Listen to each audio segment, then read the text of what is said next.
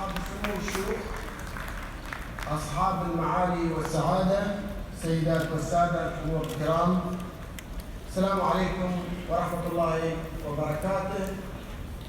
بداية يسرني أن أرحب بكم في هذه الجلسة لمناقشة التحديات العالمية والفرص المستقبلية الخاصة بالتنقل الذكي.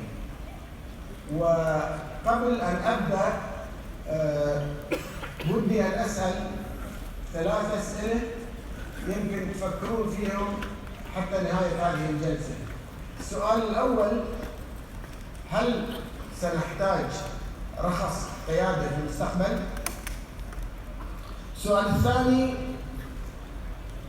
أو التحدي الثاني: كيف بنستطيع نقنع الناس أن يتخلون عن متعة القيادة وأصبحت اليوم سيارة سيارات لايف ستايل؟ كيف بنقنع الناس أن يتخلون عن متعة القيادة ويعتمدون على السيارات بدون سائق؟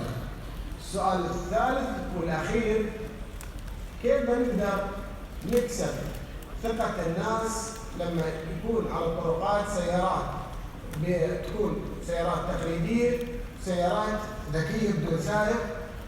وطبعا اختلاط السيارات على نفس الطرق يحتاج تشريعات وقوانين. كيف نستطيع نمنعهم انهم يركبون سيارات مختلفة؟ طبعا انا شخصيا من متحمسين جدا لموضوع النقل الذكي. سيوفر اعتقد نمط حياة افضل للمستقبل، خاصة بالنسبة للناس اللي ما يقدرون او كبار السن او غيرهم اللي ما يستطيعون قيادة المركبات. بالاضافة بقوم خلال الجلسة هذه بشرح وجهة نظر الحكومات في هذا التوجه، بالاضافة اني نستعرض استراتيجية دبي للتنقل الذكي والقيادة والفوائد المتوقعة منه. على العموم فكرة التنقل الذكي هذه فكرة يعني مش جديدة، مر عليها عشرات السنين، وخلال ال10 سنين الإضافة تمثلت في إضافة بعض الخصائص لبعض السيارات، وتطورت التكنولوجيا بشكل سريع خاصة في الفترة الأخيرة. في الفترة الأخيرة شركة أبل صرفت حوالي 10 مليار دولار في الآيكار، بالإضافة إلى أن معظم شركات السيارات مثل ديملر وفولفو وتسلا أجرت عدة تجارب ناجحة على مستوى العالم، وكانت يعني من التجارب البناءة والتجارب المفيدة جدا. بالنسبة لجمعية تصنيف جمعية مهندسي السيارات الأمريكية، مشان نفهم الموضوع صنفوا هذا النوع من الصناعة بالسيارات أو المستويات ل5 مستويات. المستوى الأول اللي هي السيارة العادية، إذا تركب سيارة عادية. شركات السيارات مثل ديملر وفولفو وتسلا أجرت عدة تجارب ناجحة في الشارع، ممكن سيارة توقف اوتوماتيكيا، وهذا أول نوع. أما بالنسبة لجمعية تصنيف جمعية مهندسي السيارات أي تدخل بشري، وهذا النوع الخامس. التقنيات المتوفرة تجاريا تقع في المستوى الثالث، اللي هو أنك تسوق السيارة لفترات محددة، وبالتالي تحتاج لسائق يكون موجود في السيارة، ولكن تقود سيارة لفترات معينة. أما المستوى الرابع والخامس فيكون في المستويات المعرفة، يكون الطريق معرف ومحدد وتسوق من نقطة لنقطة، وهذه معظم الشركات الآن تدور في المستوى الرابع والخامس. التنقل الذكي أصبح واقع ويجري تطويره بشكل مستمر في دول كثيرة، في دبي، سنغافورة، الولايات المتحدة وبريطانيا. حكومات العالم صرفت أكثر، الحكومات أصلا 600 مليون دولار على مستوى العالم. لو تلاحظون أن هذا لا يشمل الصرف لصرف للشركات، شركة واحدة فقط 10 مليار دولار. فالحكومات صرف حوالي 600 مقارنة بشركة واحدة صرفت 10 مليار دولار. طبعا الخارطة تبين أماكن الصرف على مستوى العالم. شوفوا معظم الاستثمارات اللي سوتها الشركات كل الاستثمارات تكون في مراكز الاختبارات. وفي مراكز اختبارات كثيرة لهالنوع من السيارات. في سنغافورة وكاليفورنيا وميشيغان وتايوان والسويد. واهم انا نحن حسب الخبره اللي عندنا اهم مركز شفناه في ولايه ميشيغان في الام سيتي، مساحته طبعا 130,000 متر مربع، وجربوا فيه شيئين. جربوا فيه سيارة تحت احوال جويه مختلفه، وجربوا ايضا بالتفاعل مع وسائل مواصلات مختلفه. كل انواع المواصلات جربوها في هذا المكان. طبعا هذه المختبرات تساعد على تأكيد قابلية التكنولوجيا وكذلك يتأكدون من السلامة المرورية. صاحب السمو الشيخ محمد بن راشد أطلق استراتيجية دبي للنقل الذكي ذاتي القيادة التي تهدف إلى تحويل 25% من إجمالي الرحلات إلى رحلات ذاتية القيادة بحلول عام 2030. وهني بسترشد بالضبط بكلمة سموه عندما قال: دبي تتقدم مدن العالم وتحقق نقلة نوعية في توظيف الذكاء الاصطناعي على خدمة الإنسان، وتؤسس نموذجا عالميا متفردا لمدن المستقبل، وتتحول إلى أكبر مختبر عالمي للتكنولوجيا والبحث والتطوير. واضحة الاستراتيجية واضحة والأهداف واضحة، وطبعا كل المحاور هاي تؤدي إلى تحقيق اقتصاد مستدام لدولة الإمارات. الشكل أمامكم هذا أو الجراف يبين في محور عمودي ومحور رفقي. المحور الرفقي يبين التشريعات، والمحور العمودي يبين التستنج والتكنولوجيا. فإذا بتلاحظون موقع دبي تقع تقريبا في موقع جيد على الخارطة، ولكن شو خلى دبي تكون في المكان هذا؟ هناك 3 أسباب رئيسية سبب دبي في المكان هذا. السبب الأول رؤية القيادة الرشيدة، وكان مستهدف واضح للتنقل ذاتي القيادة. الشيء الثاني مثل دبي يتم تشغيله، واللي هو ينقل 600,000 شخص يوميا يتم تشغيله في 2009. والشيء الثالث التشغيل التجريبي لعدد من الوسائل ذاتية القيادة، وشفتوا انتم اكثر عن تجربة تم تشغيلها في دبي. طيب وين نبغي دبي في المستقبل كحكومة؟ حكومة دبي وين تبغي دبي تصل؟ حسب توجيهات عندنا من الحكومة الرشيدة ان دبي يجب ان تقع في موقع قيادي بحلول عام 2030. طيب كيف بنوصل للمكان هذا؟ بنوصل للمكان هذا من خلال 3 أشياء. الشيء الأول استراتيجية متكاملة للتنقل الذكي ذاتي القيادة مع تحديد مستهدفات واضحة، سن القوانين والتشريعات المطلوبة. والشيء الثالث شراكات استراتيجية مع جامعات ومراكز أبحاث وشركات خاصة. إذا تحققت هذه ال3 أشياء ممكن نصل إلى الخطة أو الموقع الريادي اللي وضعته الحكومة. اسمحوا لي الآن أعرض عليكم فيلم قصير عن الرؤية المستقبلية لدبي بالنسبة للتنقل الذكي.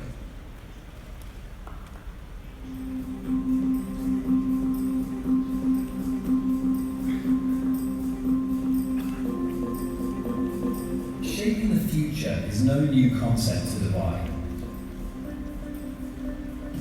We are the RTA, revolutionizing Dubai's transportation sector. For a city moving today, a people shaping tomorrow. Our goal, 25% driverless transportation by 2030. How will we get there?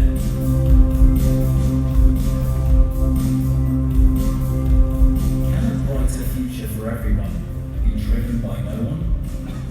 Introducing the new EZ10. Part of our plan to test driverless transit technology, an electric shuttle dedicated to smart mobility. designed to take people from transportation to final destination, covering short distances with a long-term vision, predefined routes with no precedence.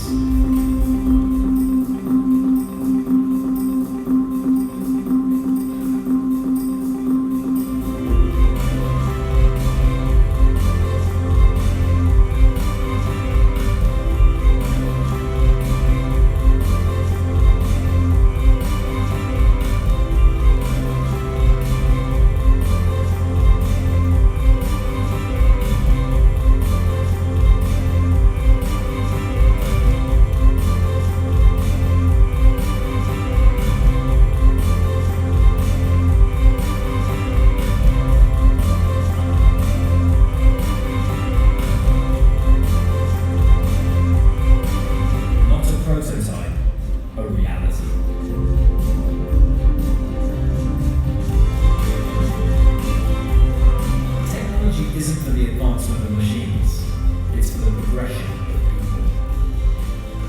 Moving people in one direction into the future.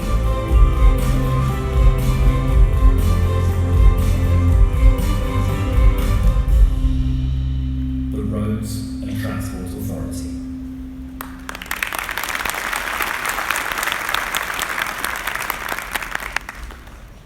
يوجد تحديات عالمية وتحديات محلية. التحديات العالمية 4 تحديات عالمية على مستوى العالم، كل الدول بتواجهها في هذا المجال. أول تحدي متطلبات البنية التحتية، وتشمل يجب يكون عندك خرائط دقيقة، ويجب تكون علامات طرق واضحة. الشيء الثاني تشريعات والقوانين، وتتضمن 3 أشياء. تشريعات تتضمن مواصفات الفحص الفني والترخيص، آليات التأمين، يعني شروط التأمين وقوانين التأمين يجب أن تتغير. وثلاثة تحديد المسؤولية في حال وقوع الحوادث. ثالثاً السلامة ومدى تفاعل الجمهور المركبات ذاتية القيادة وإقبال الجمهور. نحن لما شغلنا هي دور الحكومة، لما شغلنا المترو في 2009 في بدايات التشغيل يمكن مدة شهر شهرين شفنا العدد قليل جدا، والسبب كان ما حد كان عنده استعداد يركب المترو بدون سائق. فلمدة 6 شهور وضعنا سائقين، بس ما يسوون شيء، جالسين بس على الكرسي عشان نقنع الناس انه في سائقين.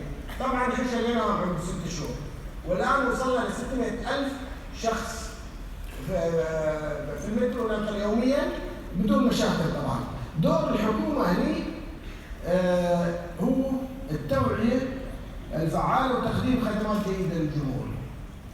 رابعاً متطلبات تكنولوجية. طبعاً أهم تحدي يواجه العالم شفنا العدد قليل جدا، والسبب كان ما حد كان عنده. لما يكون الطريق مزدحم وفي عندك مركبات تقليدية وعندك مركبات فيها سنسرز، تصور موضوع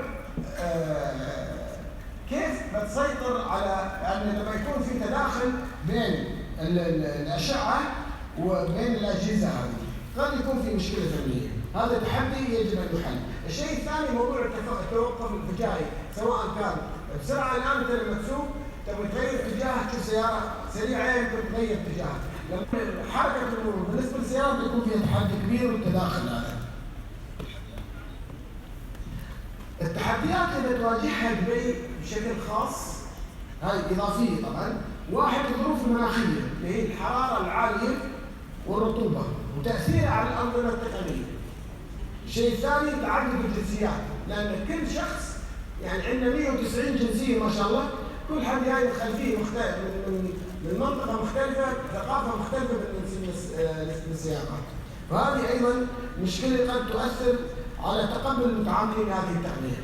الشيء الثالث الفيرست مايل واللاست مايل بالنسبة للناس.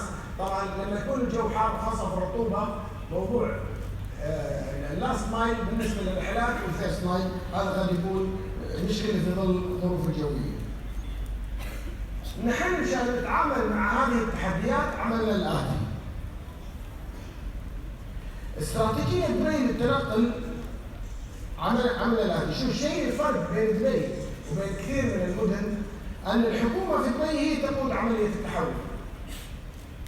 والسبب وهناك في كثير من المدن الشركات الكبيرة هي اللي تقود عملية التحول. فوجهة نظرنا أن رؤية دبي رؤية تنموية تكون أكثر من كونها تجارية، فيمكن النجاح يكون بشكل أفضل حسب ما أشوف أنا. النقطة الثانية تتضمن استراتيجية دبي جميع وسائل النقل، لأن نحن عندنا المترو والترام والباصات والتكاسي والسيارات العامة، فبالتالي وسائل النقل البحري أيضا. في كثير من المدن يجربون وسيلة وسيلتين نوعين أو ثلاثة، فنحن أيضا نتميز في الجانب هذا. استراتيجيتنا كذلك سوينا مسابقة عالمية لاستقطاب الشركات المتقدمة في التنقل الذكي، بنعلن عن تفاصيلها قريبا وشو الشروط المسابقة هذه. استراتيجية دبي تهدف لتحقيق 25% من الرحلات بواسطة وسائل ذاتية القيادة العام 2030. طبعا بيكون 8 من حسب الشارت الموجود، 8.8 إلى 12.2 بالنسبة للمترو، وبيكون للحافلات حوالي 6.4 2030. طبعا حتى نوصل بالنسبة للحافلات. طيب مشان نحقق الأهداف أو نتغلب على التحديات بيكون عندنا 8 ممكنات. شو الممكنات هذه؟ أولاً التشريعات والقوانين. ثانياً سلوك وتقبل المجتمع للتكنولوجيا. شروط ولوائح ترخيص المركبات، تعديل لوائح التأمين، تنفيذ متطلبات البنية التحتية، مكافحة القرصنة الإلكترونية، تحقيق الاتصال بين المركبات وبناء خرائط عالية الدقة. طيب بعد ما شغلنا المترو والترام شو النتيجة؟ عند مرور 7 سنوات النتيجة كالآتي. بالنسبة لتحسن الالتزام بالجداول بنشولتي نسبة مقارنة بالقطارات العادية 6.4. بالنسبة للتكلفة التشغيلية التوفير كان بنسبة 7%. هاي أرقام حقيقية. طبعا بالنسبة لاستراتيجية دبي للتنقل أعلنت عن الحكومة وحسب الأرقام طبعا ماخذينها من استراتيجية الحكومة للتنقل الذكي بتوفر حسب الأرقام عندنا 22 مليار درهم سنويا. مو وين 22 مليار بس نخفض مصاريف التنقل وبكي بالتقليل طبعا مواقف تقليل العدد الكربوني والحد من الحوادث.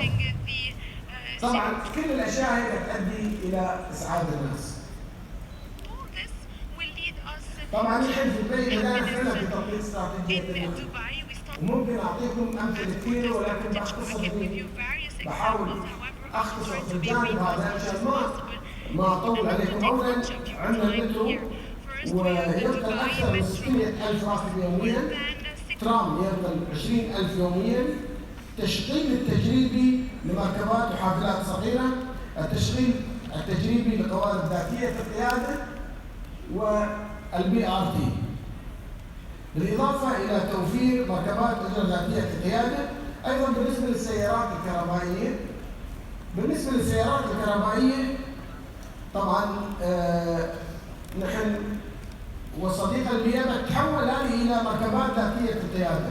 نحن اليوم عندنا نوعين من السيارات، الإي كار واليو درايف، هذه كلها تضيف الأشياء. ولكن المفاجأة اللي بنعلن عنها نحن صراحة أرقام ما توقعناها. بعد ما جربنا تقريبا أخذنا عينة من 1200 راكب وكانت النتائج مفاجئة. النتائج كان معدل الرضا عن التقنية هذه اللي هي درايفلس كار التنقل الذكي بلغت 95% الرضا عن المستخدمين واستخدام المترو وغيرها. الرضا عن مواصفات السلامة وصل إلى 96%، وتوقعاتهم عن أن الحوادث بتقل وصل إلى 85%. طبعا نجاح الاستراتيجية في دبي بيعتمد على أشياء يمكن نحن خططنا لها من فترة اعتمدها صاحب السمو الشيخ محمد بن راشد. وأول شيء لما تكلمت أنا عن شو نحتاج عشان يكون عندنا سيارات ذاتية التنقل، أول شيء نحتاج خرائط واضحة وشمولية ودقة معلومات. الحمد لله مركز موحد يفتتح في دبي في شهر 5 بيكون جاهز وفي كل الاشياء المطلوبة حتى حق اسمه. فان شاء الله في شهر 5 بيكون جاهز، فاذا هذا موجود في دبي. الشيء الثاني الشراكات الفعالة مع الجامعات، وهذا موجود ايضا تم توقيع كثير من الاتفاقيات. على سبيل المثال مع قلنا اتفاقية مع فيوتشر ترانسبورت وهايبر لوب وايزي مايند. وايضا وقعنا مع كثير من الجامعات العالميه. طيب نحن اتوقع ان استخدام السيارات ذاتيه النقل بيكون في البدايه تفكرون من زمان مثل مصعد الكهربائي. ايام زمان الناس تخاف تركب في المصعد، لازم يكون شخص وياك عشان يصعدك فوق. عقب طلع هذا صار كل شيء اوتوماتيكي تنتقل من مكان لمكان. نفس الشيء السياره بيكون مثل مصعد الكهربائي. واسترشد مقولة صاحب السمو الشيخ محمد في الموضوع هذا. شو قال الشيخ محمد؟ في المجال هذا قال انتقلنا من مرحلة استشراف المستقبل إلى صناعته. إذا من استشراف المستقبل إلى صناعة المستقبل. طيب الآن أصبح الانتقال على الأرض واقع، والمفاجأة الآن نحن الآن نحاول أن مع الشيخ أحمد السعيد موجود هنا يقول دخله في الجو والطيران، هذا اختصاص هيئة الطيران أو طيران الإمارات، ولكن محاولة من RTA مع إحدى الشركات موجودة بتتحول إلى المركبات الجوية ذاتية القيادة. قمنا وهذه حقيقة تجربة في دبي بالتحليق في سماء دبي، وبعرض عليكم فيلم قصير يبين هذه التجربة. اسمحوا لي بعرض الفيلم.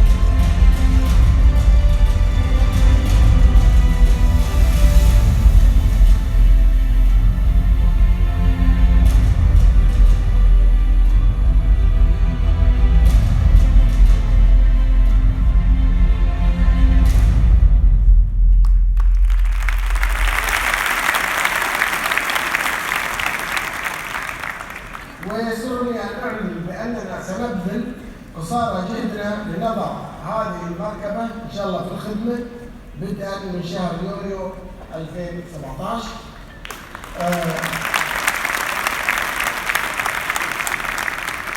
شكرا جزيلا لحضوركم، وادعو الله ان يوفقنا واياكم لتحقيق تطلعات قيادتنا الرشيده. بشكركم.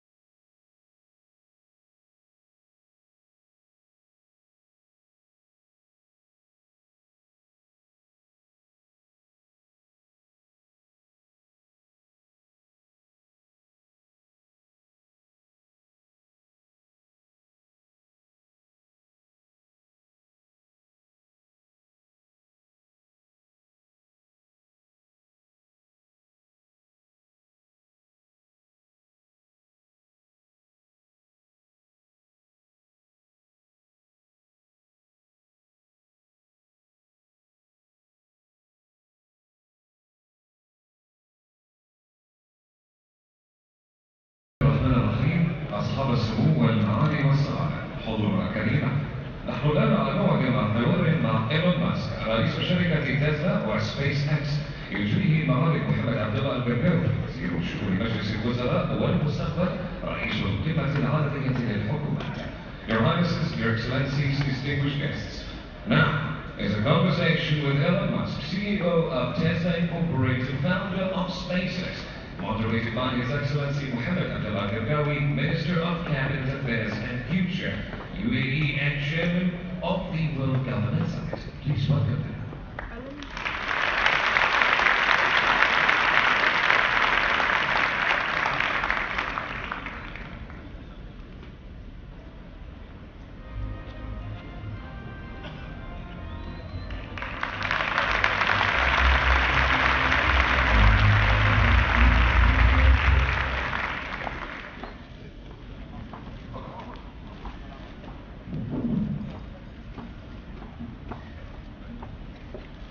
What a challenge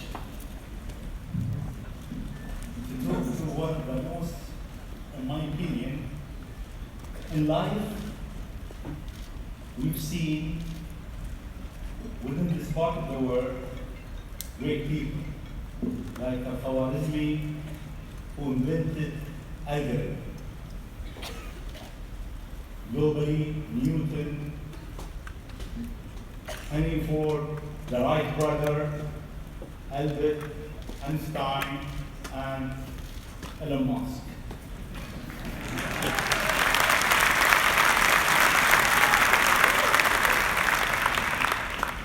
See, you are in rush. You want to go to places that nobody been. You are reinventing a certain industry, from the rocket industry with SpaceX to the car industry with Tesla. What's your mission? Why you do whatever you do? Sure. Well, first of all, thank you for having me. It's an honor to be here, and having a really great time with my kids in Dubai. It's really good, fantastic. I really encourage anyone who hasn't been to visit. We're a great city.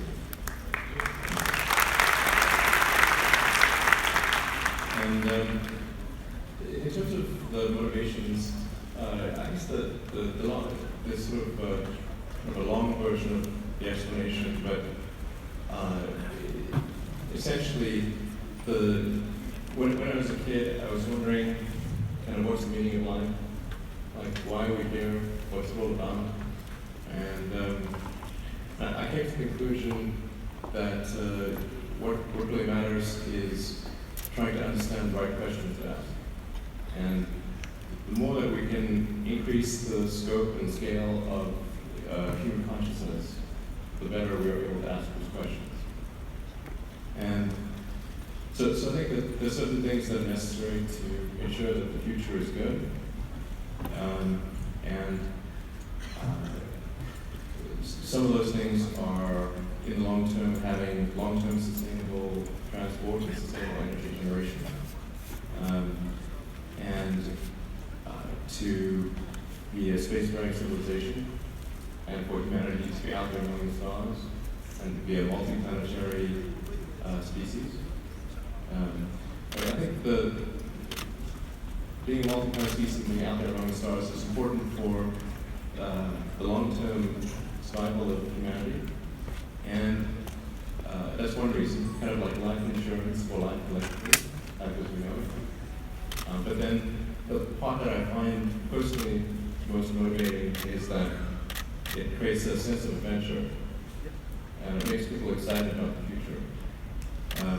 If you consider two futures, one where we are forever confined to Earth until eventually something terrible happens, or another future where we are out there on many planets, maybe even going beyond the solar system.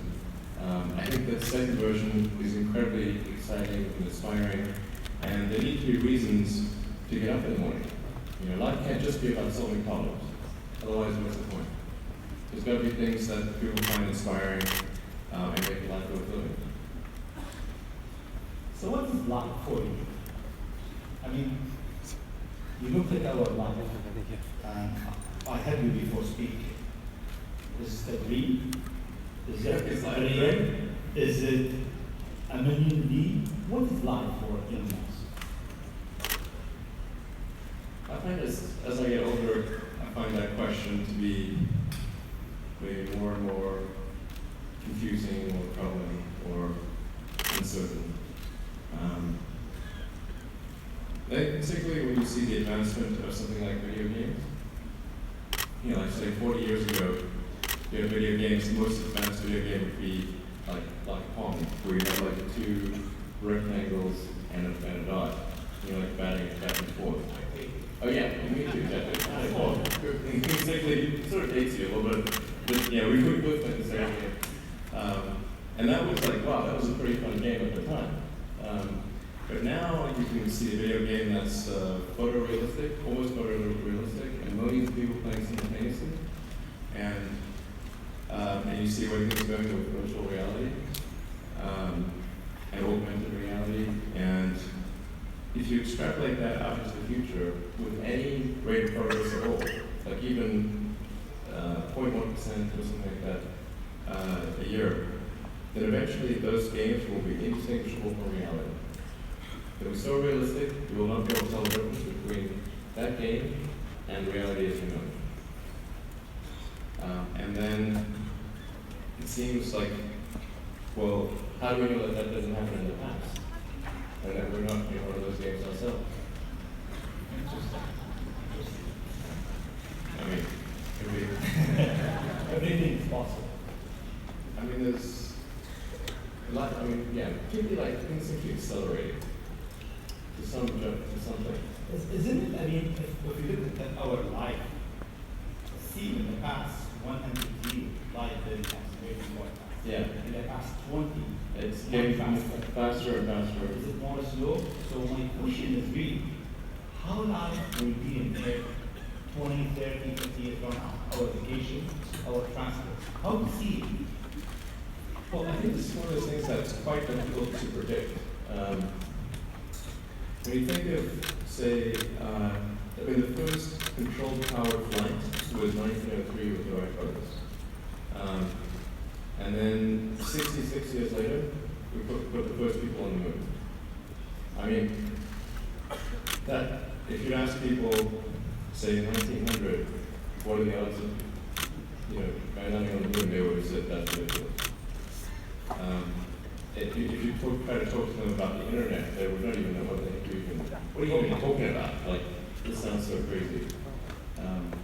But today, with a $100 device, you can video conference with anyone in the world, on the other side of the world. And if you have a Wi-Fi connection, it's basically free. free to have an instant visual communication with anyone, or even with millions of people. You know, with social media, you can communicate to millions of people simultaneously. So, and you can Google something and ask any question. It's like an article of wisdom that you can ask almost for any question and get an instant response. It would have been incredibly difficult to predict these things in the past, even in the relatively recent past. So, I think the one thing that we can be quite certain of is that any predictions we make today for what the future will be like in 50 years will be wrong. That's for sure. I mean, I think directionally, I tell you what I hope the future has, as opposed to maybe what it will be. This may just be wishful thinking. I mean, I hope we are out there on Mars and maybe beyond Mars and moons of Jupiter. I hope we're traveling frequently throughout the solar system, perhaps preparing for missions to nearby star systems. I think all of this is possible within 50 years. And I think that'll be very exciting to do that. And I think we'll see autonomy and artificial intelligence advance tremendously. I think that's actually quite near term. My guess is in probably 10 years, it will be very unusual for cars to be built that are not fully autonomous. 10 years. 10 years. Yeah. I think almost all cars built will be capable of full autonomy in about 10 years. As it is, the Tesla cars that are made today have the sensor system necessary for full autonomy. And we think probably enough compute power to be safer than a person. So it's mostly just a question of developing the software, uploading the software. And if it turns out that the compute power, that more compute power is needed, we can easily upgrade the computer. And so that's all Teslas built since October of last year. And other manufacturers will follow and do the same thing. So getting in a car will be like getting in an elevator. You just tell it where you want to go, and it takes you there with extreme levels of safety. And that'll be normal. It'll just be normal. Like for elevators, there used to be elevator operators. You get in, and the guy moving a lever. Now you just get in, you press the button, and that's taken for granted. So autonomy will be widespread. I think one of the most troubling questions is artificial intelligence. And I don't mean narrow AI, like vehicle autonomy I would put in a narrow AI class. It's narrowly trying to achieve a certain function.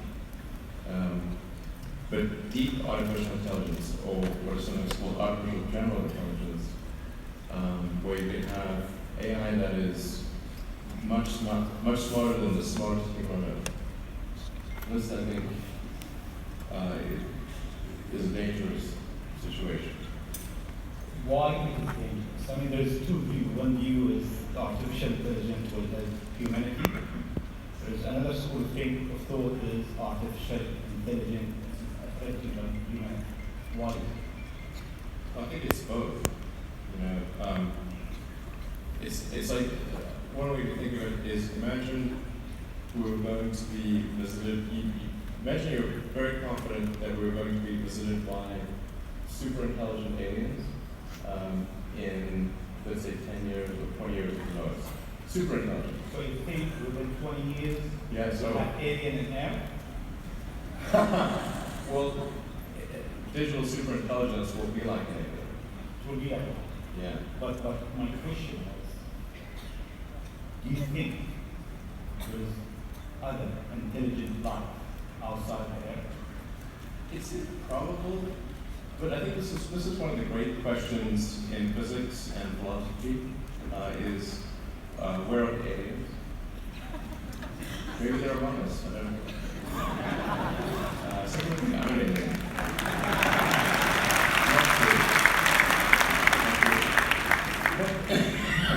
Maybe we are aliens. Of course that's it. Maybe we are aliens. Right? I mean, if you look at this part of the world, Yeah. that human beings are not from Earth.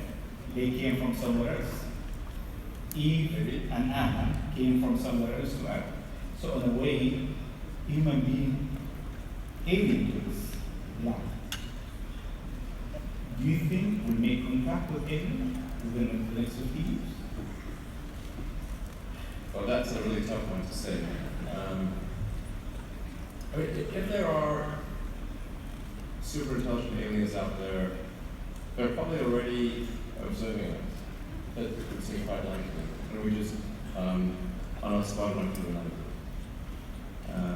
But I could do some back of the envelope calculations, and any advanced alien civilization that was at all interested in 10 or 20% of the speed of light, you could populate the entire galaxy in, let's say, 10 million years. Maybe 20 million years max. This is nothing, in the grand scheme of things. Once you said you want to die on Mars, why? I don't, to be clear, I don't want to die. But it's like, we're all going to die someday. And if you're going to pick some place to die, then why not Mars? If we're born on Earth, why not die on Mars?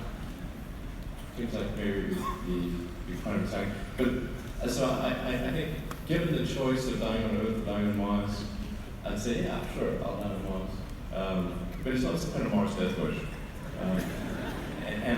And if I do die on Mars, I just don't want it to be on impact. Let's come back to Earth. You tweeted that you are building a tunnel under Washington, D.C. Why? What is it? Well, it's a secret plot. Just between us.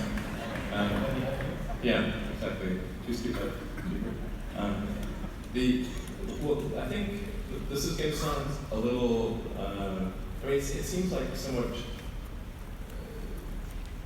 trivial or silly, but I've been saying this for many years now, but I think that the solution to urban congestion is a network of tunnels under cities. And when I say, I don't mean a 2D plane of tunnels, I mean tunnels that go many levels deep. So you can always go deeper than you can go up. Like the deepest mines are taller than the tallest buildings. So you can have tunnels, a network of tunnels that is 20, 30, 40, 50 levels, as many levels as you want really. And so given that, you can overcome the congestion situation in any city in the world. The challenge is just figuring out how do you build tunnels quickly and at low cost and with high safety. So if tunneling technology can be improved to the point where you can build tunnels fast, cheap, and safe, then that would completely get rid of any traffic situations in cities. And so I think that's why I think it's an important technology. Washington, D.C., LA, and most of the major American cities, most major cities in the world, suffer from severe traffic issues. And it's mostly because you've got these buildings which are full buildings that are 3D, and you have a road network that is one level. And then people generally want to go in and out of those buildings at the exact same time. Then you get traffic jam. Let's come back to UAE and Dubai. The first time I met you, it was 4th of June 2015 at your office in SpaceX. And I asked you, do you have a presence in UAE? And your answer was, I'm busy with China. Maybe not in the near future. Yeah. Almost a year and a half later, we are here, seeing time goes quite fast. Yeah. Why now? Well, I think actually things are going reasonably well in China. We had some initial challenges figuring out charging and service infrastructure and various other things, but now it's actually going really well. And so the timing seemed to be good to really make a significant debut in this region starting in July. In your opinion, what is the new cerebral thing that will come to technology next? What's next in technology? What's next in technology? That will disturb the way we live, the way we think, the way we do business. Well, the most near-term impact from a technology standpoint is autonomous cars, like fully self-driving cars. Like I said, that's going to happen much faster than people realize. And that it's going to be a great convenience to be an autonomous car, but there are many people whose jobs it is to drive. So in fact, I think it might be the single largest employer of people is driving in various forms. And so we need to figure out new roles for what those people do. But it will be very disruptive and very quick. Now, I should characterize what I mean by quick, because there are quick means different things to different people. There are over 2 billion vehicles in the world, approaching 2.5 billion cars and trucks in the world. The total new vehicle production capacity is about 100 million, which makes sense because the life of a car or truck before it's finally scrapped is about 20-25 years. So the point at which we see full autonomy appear will not be the point at which there is massive societal upheaval, because it will take a long time to make enough autonomous vehicles to disrupt employment. So that disruption I'm talking about will take place over about 20 years. But still, 20 years is a short period of time to have, I think, something like 12 to 15% of the workforce be unemployed. This is the largest global government summit. We have over 139 governments here. If you want to advise government officials to be ready for the future, what is three things or three advice in your mind? Well, I think the first bit of advice would be to really pay close attention to the development of artificial intelligence. I think we need to just be very careful in how we adopt artificial intelligence and to make sure that researchers don't get carried away. Because sometimes what happens is a scientist can get so engrossed in their work, they don't necessarily realize the ramifications of what they're doing.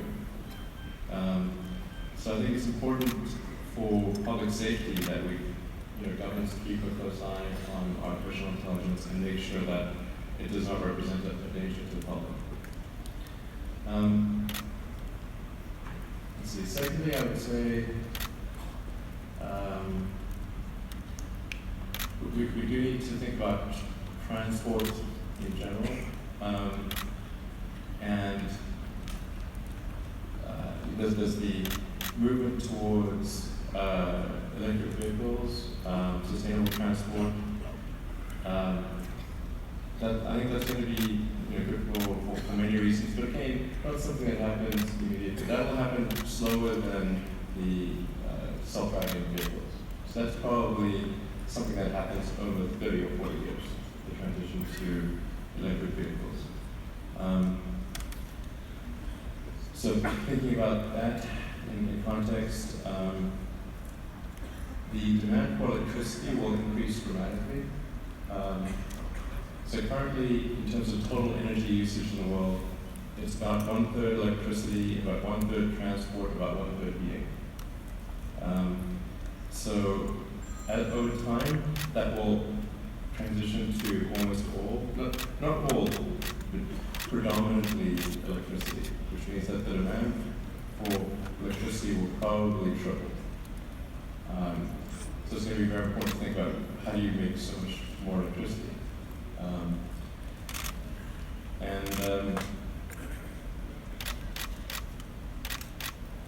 think they have an easy job. That's it. There's no more challenges for them. I think maybe these things do point to each other a little bit. But what to do about mass unemployment? This is going to be a massive social challenge.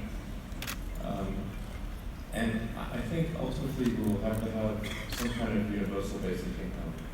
I don't think we have a choice. Universal basic income. Universal basic income, I think, is going to be necessary. So it means that unemployed people will be paid across the globe. Yeah. Because there is no job, machine robots is taking over. There will be fewer and fewer jobs that a robot would not do better. That's something that I want to be clear. These are not things that I think that I wish would happen. These are simply things that I think probably will happen. And so, if my assessment is correct that it probably will happen, then we need to say, what are we going to do about it? And I think some kind of a universal basic income is going to be necessary. Now, the output of goods and services will be extremely high. So with automation, there will come abundance. There will be almost everything will get very cheap.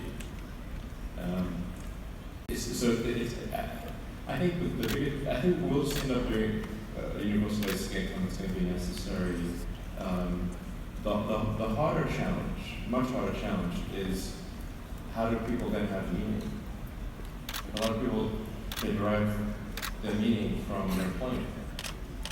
So if you don't have, if you're not needed, if there's not a need for your labor, how do you, what's the meaning? Do you have meaning? Do you feel useless? That's a much harder problem to deal with. And then how do we ensure that the future is going to be the future that we want, that we still like? Now, I mean, I do think that there's a potential path here which is, and we're really getting into science fiction or sort of advanced science stuff, but having some sort of merger with biological intelligence and machine intelligence. To some degree, we are already a cyborg. You think of like the digital tools that you have, your phone, your computer, the applications that you have, like the fact that, as I mentioned earlier, you can ask a question and instantly get an answer from Google and other things.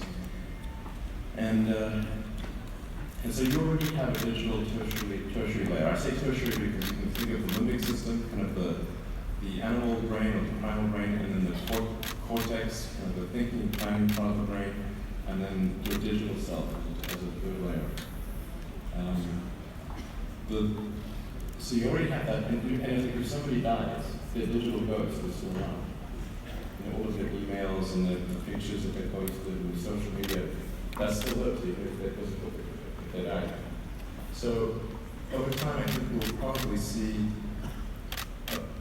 a closer merger of biological intelligence and digital intelligence. And it's mostly about the bandwidth, the speed of the connection between your brain and your digital extension of yourself. Particularly output. And output, if anything, is getting worse. We used to have like keyboards that we use a lot. Now we do most of our input through our thumbs on a phone. And that's just very slow. A computer can communicate at 1 trillion bits per second, but your thumb can maybe do 10 bits per second or 100 in general. So some high bandwidth interface to the brain, I think, will be something that helps achieve a symbiosis between human and machine intelligence, and maybe solves the control problem and the usefulness problem. You're getting pretty esoteric here. I don't know if this is. Yeah. Close. Okay. We got it. Always you think out of the box. Your idea is so huge. You want to go to space, you decided to go to space, you did it. You decided that you want to land your rocket back, you failed. 7 times, 8 times? Yeah. So Landed. More times Yeah. than I care now. How do you come with this idea? Sometimes they're pushing the human limit. You are always pushing the human limit. Why? Well, I think about what technology solution is necessary in order to achieve a particular goal, and then try to make as much progress in that direction as possible. So in the case of spaceflight, the critical breakthrough that's necessary in spaceflight is rapid and complete reusability of rockets, just as we have for aircraft. You can imagine that if an aircraft was single use, almost no one would fly. Because you can buy, let's say, a 747 might be $250 million, $300 million, something like that. You need 2 of them for a round trip. But nobody's going to pay millions of dollars for a ticket to fly, to do air travel. But because you can reuse the aircraft tens of thousands of times, the air travel becomes much more affordable. And the same is true of rockets. So our rocket costs $60 million roughly.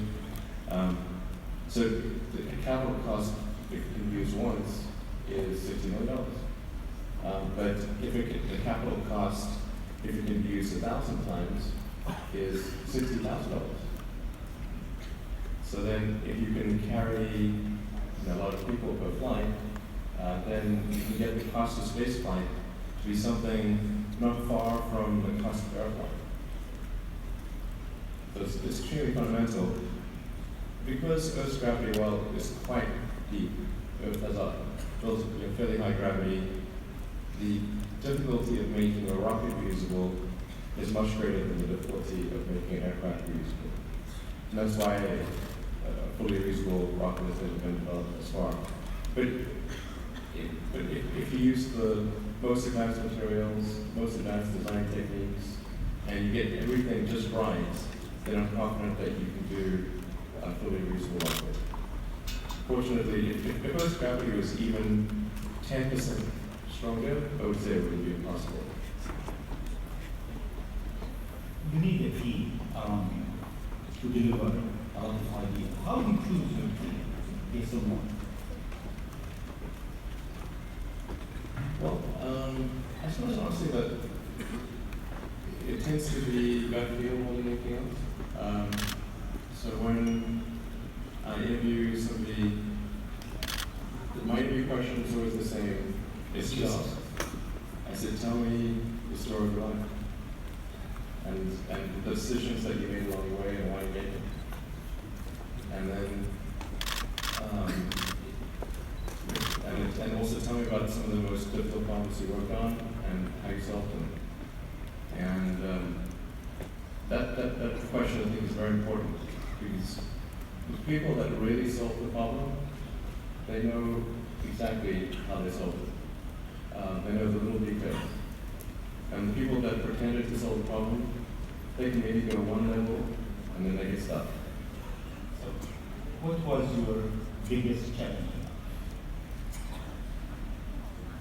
Biggest challenge in life?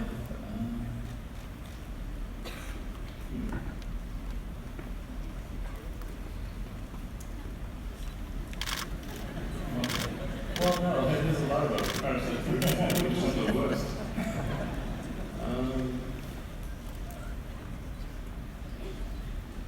I think just thinking about how to spend time.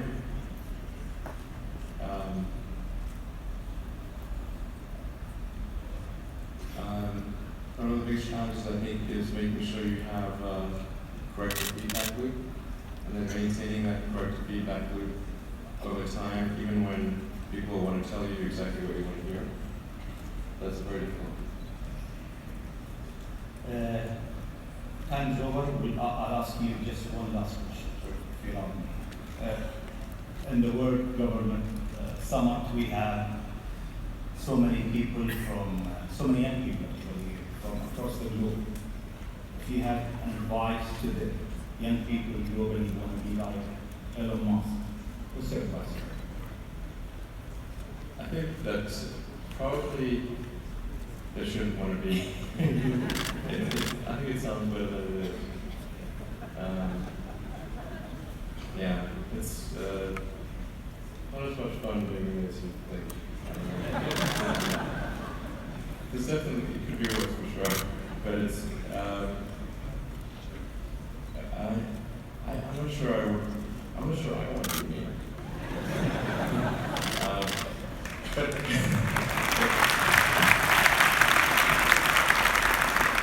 I think advice, I mean, if you want to make progress in things, I think that the best analytical framework for understanding the future is physics. I recommend studying the thinking process around physics, like not the equations. I mean, the equations certainly are helpful, but the way of thinking in physics is that's the best framework for understanding things that are counterintuitive.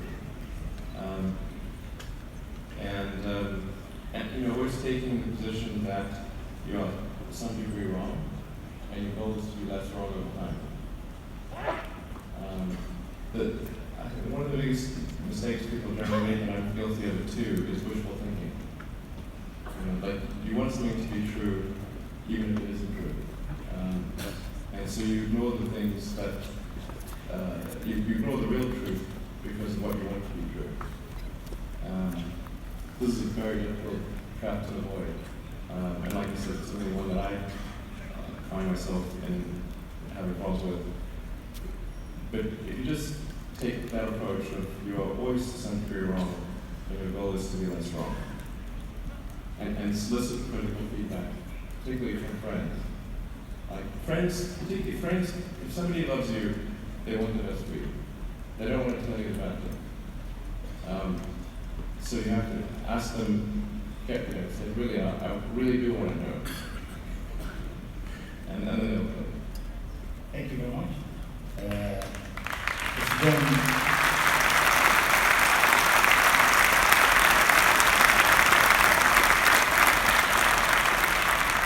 It's been great for the World Government Summit to have a legend who's creating the future for humanity, to share his thought, his idea, his vision, his challenges, and his hope for life. Thank you for having me.